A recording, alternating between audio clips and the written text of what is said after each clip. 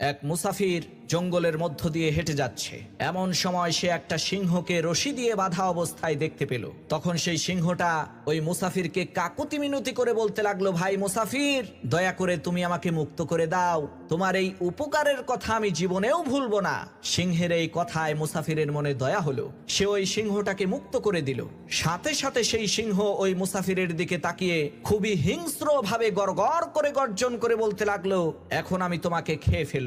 তখন মুসাফির বলল, আমি তোমাকে এত বড় একটা উপকার করলাম আর তুমি আমাকে খেয়ে ফেলবে? এটা তো তোমার মোটেও উচিত হবে না।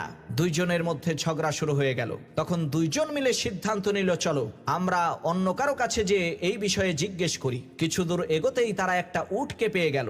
তাদের দুজনের সমস্ত ঘটনা শোনার পর উট বলে উঠল, মানুষ এমন একটা নিমকহারাম জাতি, সারাটা জীবন আমাদেরকে দিয়ে কাজ করায়, কিন্তু যখনই আমরা বুড়ো হয়ে যাই তখন আমাদেরকে জবাই করে ফেলে। এজন্য আমি এই সিংহের পক্ষেই রায় প্রদান করলাম। তখন মুসাফির বলে উঠল, এই ফয়সালা আমি গ্রহণ করলাম না, চলো আমরা অন্য কারো কাছে যাই। কিছু দূর যাওয়ার পর তারা একজন দরবেশকে পেয়ে গেল এবং তার কাছে সব ঘটনা খুলে বলল। তখন দরবেশ বলে উঠল, আমি তোমাদের কোনো কথাই বুঝতে পারছি না, এজন্য তোমরা আমার সামনে সম্পূর্ণ ঘটনাটি পুনরায় রিহার্সেল করে দেখাও, তাহলে আমি সঠিকভাবে বিচার ফয়সালা করতে পারবো।